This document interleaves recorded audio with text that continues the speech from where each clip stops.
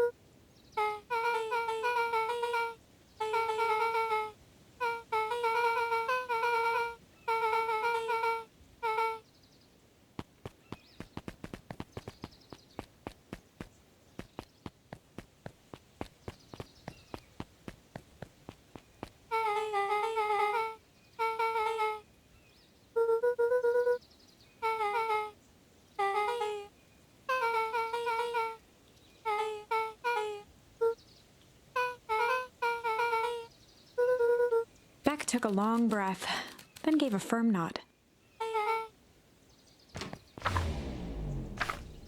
Chapter 4. Dinner with the Moodwills.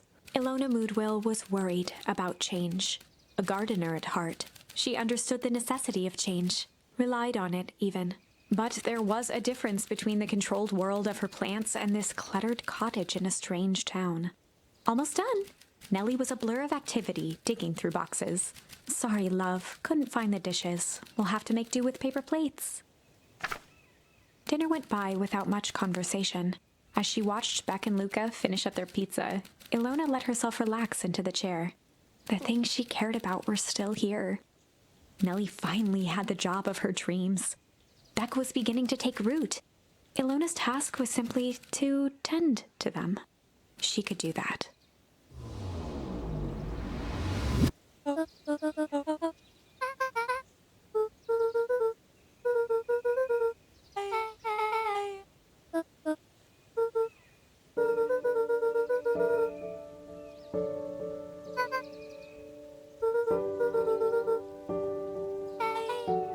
Luca's eyes were fixed to his plate, pushing a chunk of pineapple around with his finger. Nellie was the one who eventually broke the silence.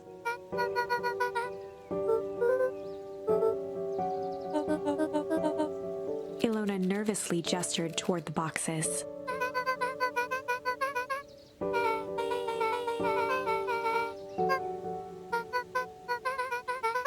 Luca wiped his face with his sleeve. Beck gave Luca a swift kick under the table.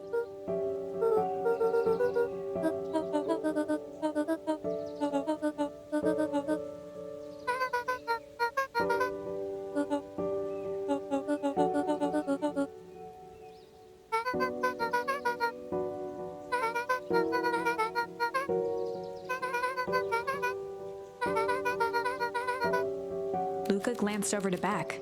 She seemed to be holding her breath.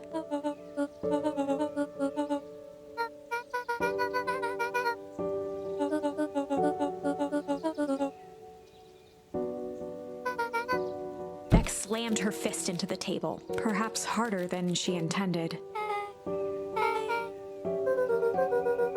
Luca glanced outside to gauge the time. The sky was darker than he expected, filled with ominous clouds.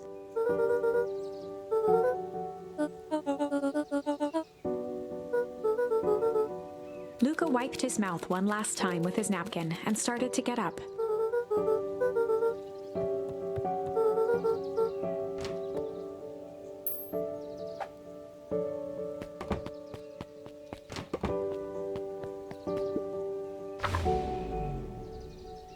Surprised, Luca turned around. He knew Rollo could be prickly around new people. But Beck seemed cool. Rollo would warm up to her eventually, probably.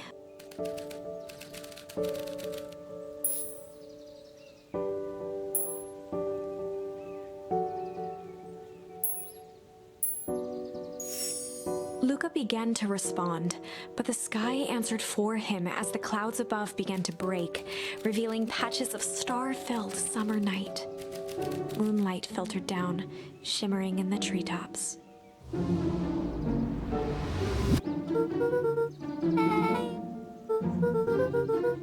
Luca stopped himself mid-sentence.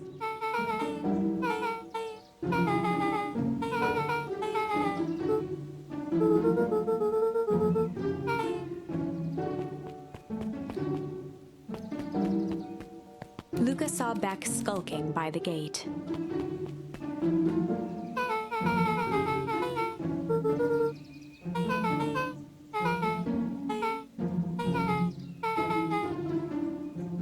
Beck grabbed the wrought iron bars and shook the gate.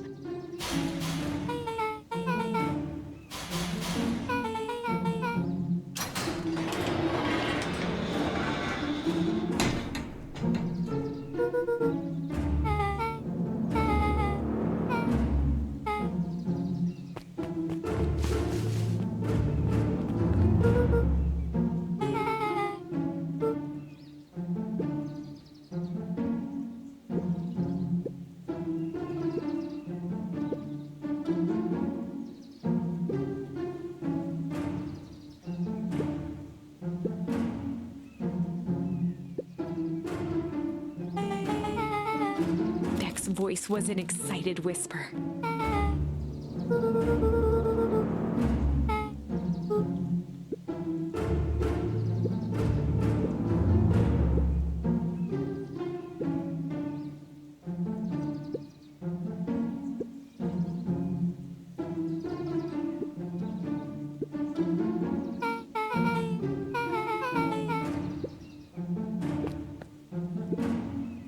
The mysterious figure retracted their mask, hair pushing out from all corners. A chill ran down Luca's spine. His vision blurred. Beck stifled a sharp wince, and Luca looked down to see himself wrenching her hand. Gran tousled her hair back under the face mask.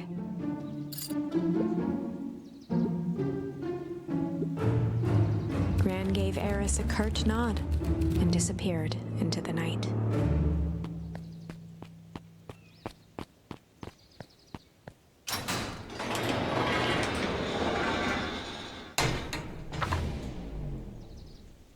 Chapter 5. What big ears you have! Lucas sat shivering in the bushes, staring at his feet. After checking to make sure the coast was clear, Beck gave him a gentle tug on his sweater.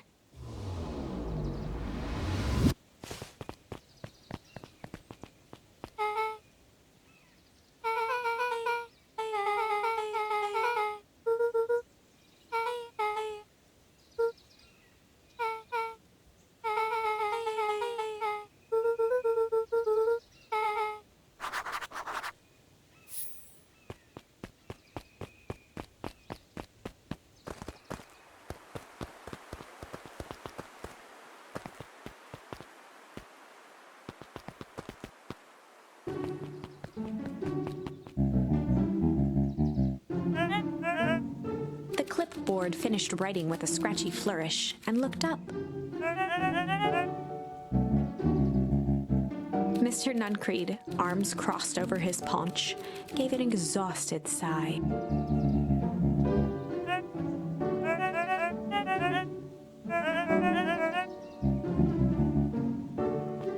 He snatched the pad and scribbled his name so hard the pen nearly snapped.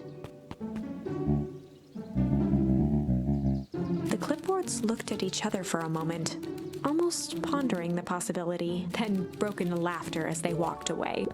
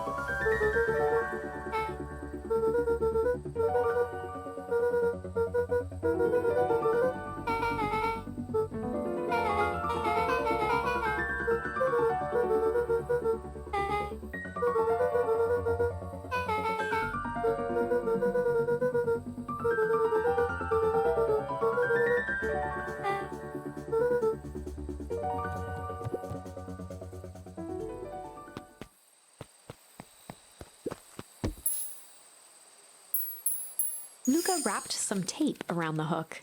Hey, you never know.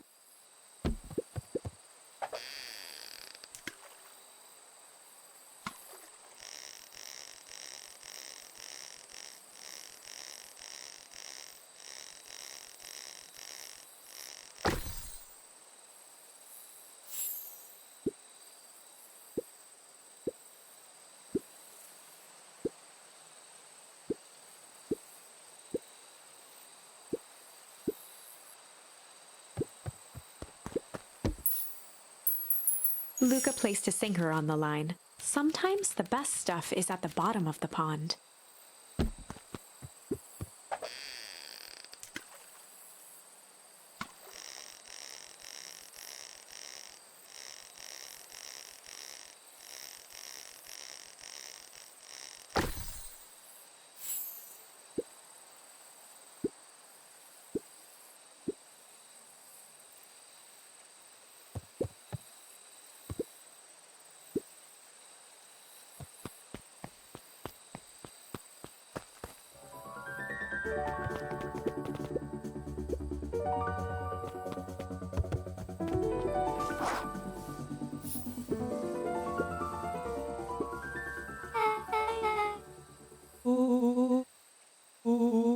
Rollo waggled his head with pride.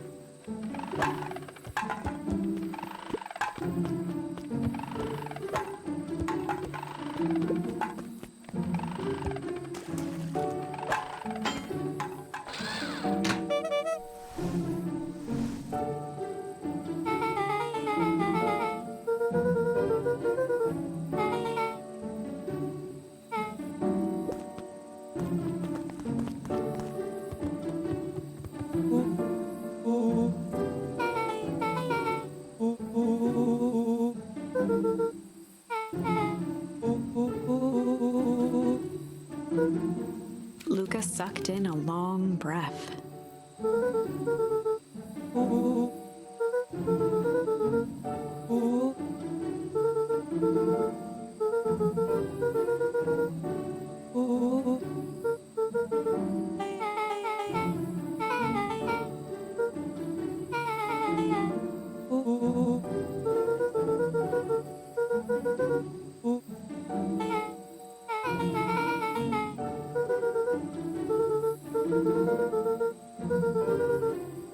Rollo let out a low whistle.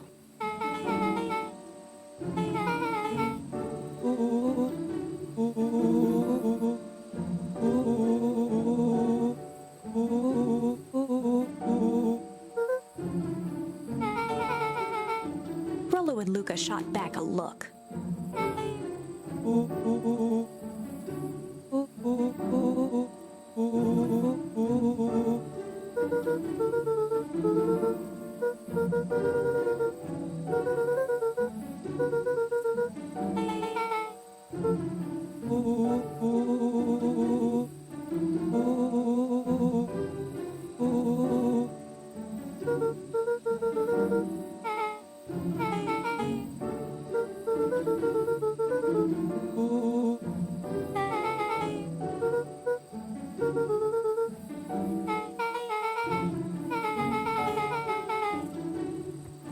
Luca gazed out the window.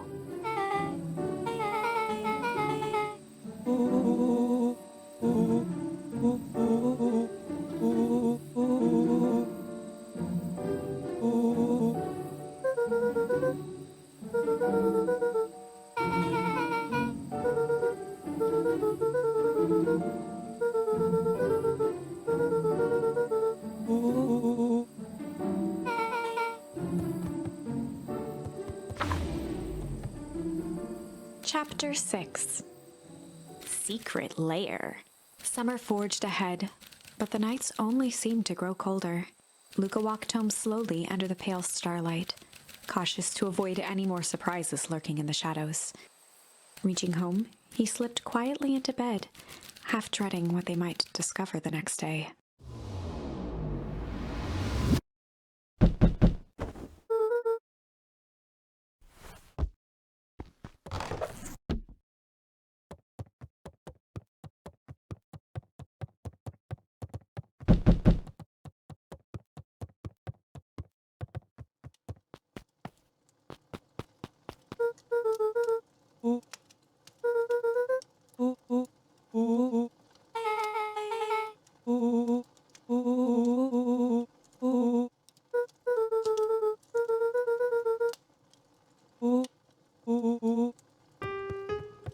Luca and Beck rolled their eyes as Rollo strutted across the room.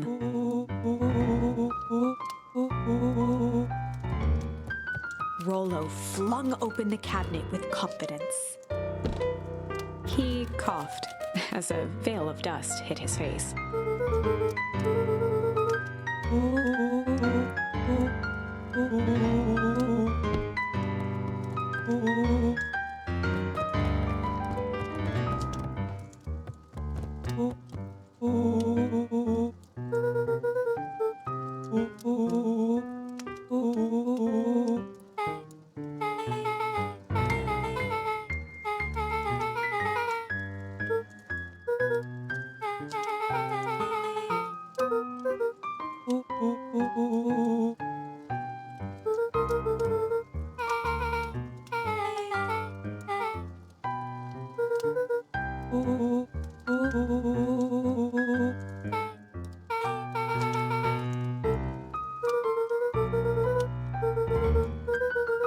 A look of realization crept onto Luca's face. All three kids snapped to glance at each other, then sprinted in turn toward the kitchen.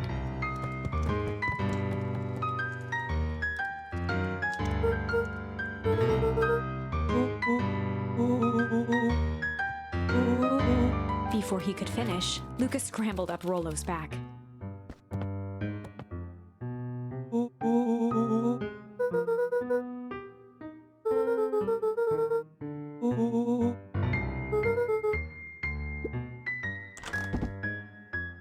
The three crowded around the hutch to peer in. With the glass doors opened, a perfect porcelain display gleamed in front of them. Their eyes searched for anything amiss, but the only distinct feature was its impeccability.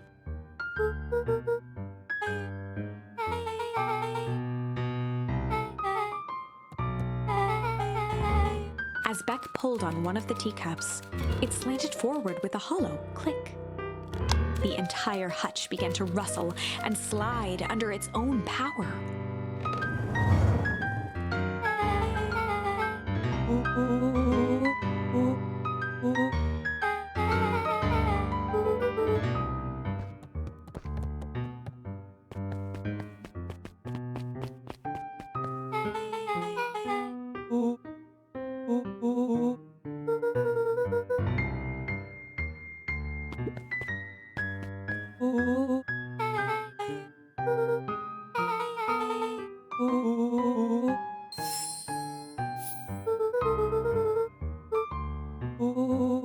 Rollo casually spun open a lid and dipped his finger in the jam.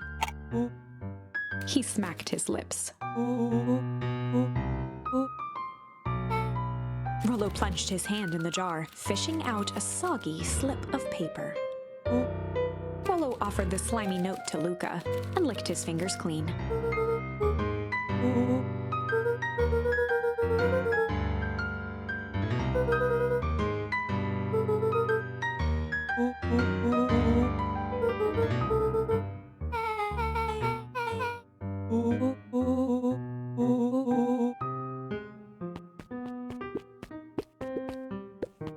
Luca jostled each cabinet drawer in turn. Only one was unlocked. He fingered through the filing cabinet, pausing at a bulging folder labeled Walter. For a long moment, he just stared at it.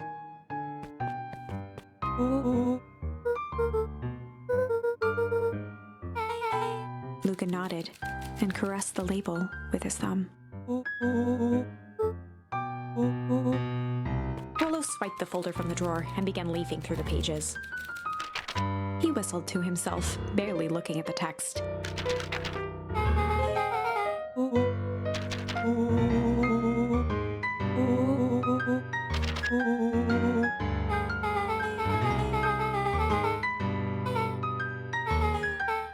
He stopped at a page and mimed, holding up a monocle.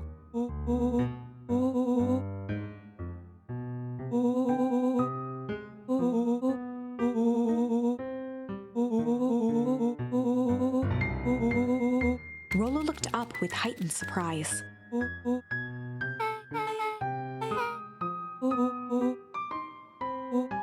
Rollo's finger traced across the page.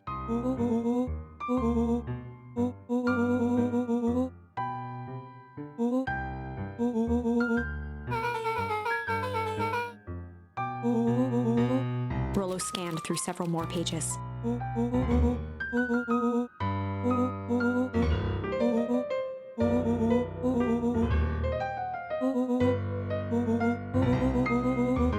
Luca, staring blankly at the cabinet this whole time, spoke softly.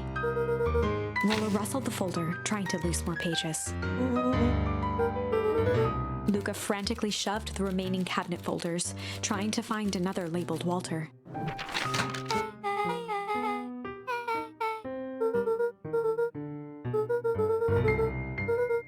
Luca slammed the drawer shut. A spider web of string connected photos of people from the town, interspersed with hastily scrawled notes.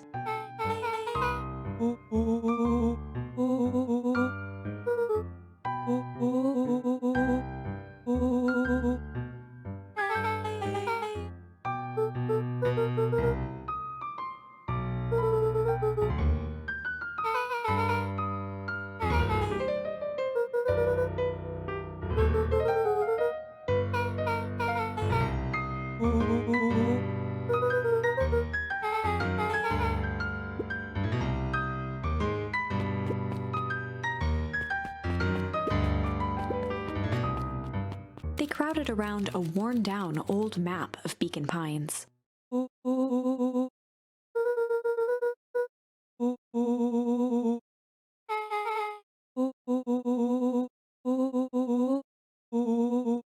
Rollo carefully traced the path with his finger. He jabbed down at the end point.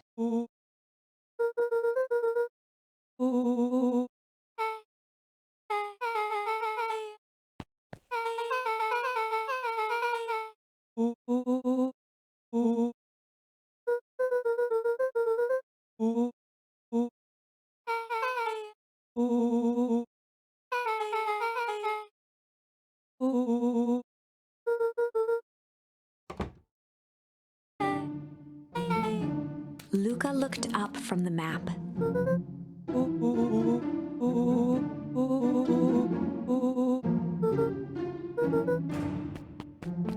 Beck flicked off the light, and they became statues in the dark. Overhead, creaking floorboards bent under slow, deliberate steps. The kids looked up, the tilt of their necks following each footfall.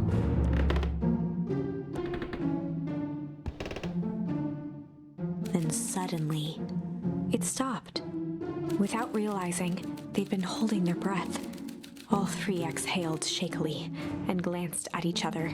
A muffled male voice broke the silence. A final few footsteps reached the entrance above them, and the voice now echoed down the stairs. The three kids shuffled to the corners without a peep. As he began to descend the stairs, the man's voice punctuated every new step. Thump. Thump.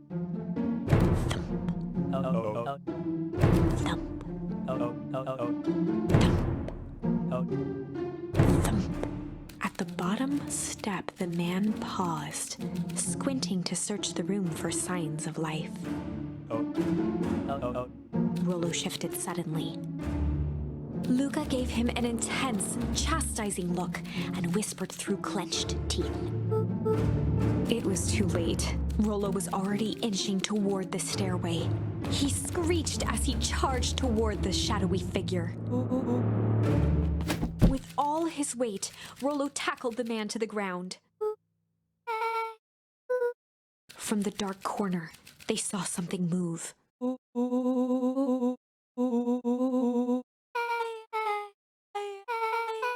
Luca scrambled to the hunched figure on the ground. Pressing his fingers to the man's neck, he sighed with relief.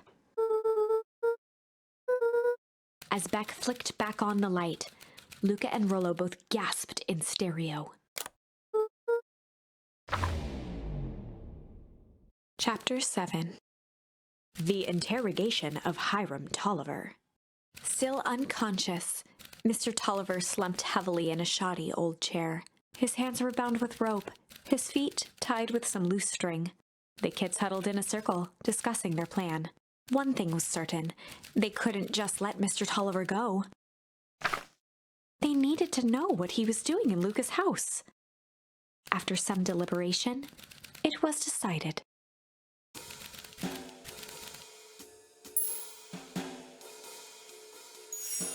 They'd run the classic good cop, chill cop interrogation.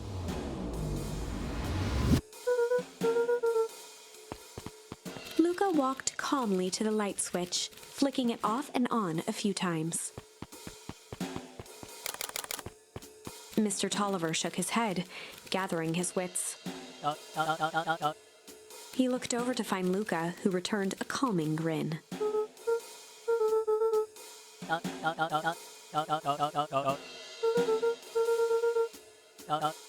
Rollo and Beck emerged from hiding to give a timid wave.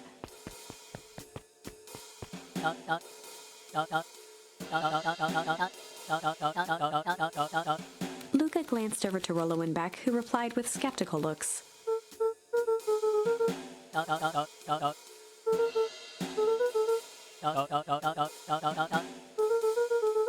Mr. Tolliver exhaled with disappointment.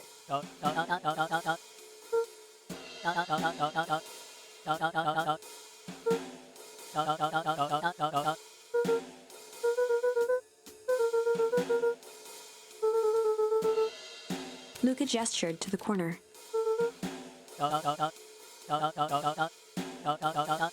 Luca looked again to Rollo and Beck. This time they shrugged. Luca began to slowly loosen the bindings. Mr. Tolliver gently rubbed his wrists. He edged imperceptibly toward the stairs as he spoke. Before the kids had even noticed his movement, Mr. Tolliver was at the light switch.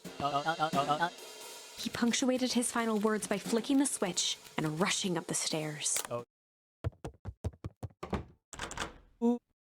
Beck darted to the wall and turned back on the lights. It was too late. Rollo confirmed what they all heard. Mr. Tolliver's muffled voice came from behind the door.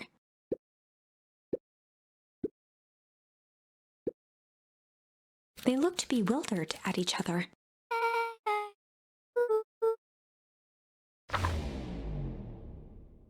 They heard the staccato thump of quick steps exiting the house. The kids looked down in resignation. This isn't how it goes in Hank Atomic. For some reason, they'd always assumed it was up to them to save their town.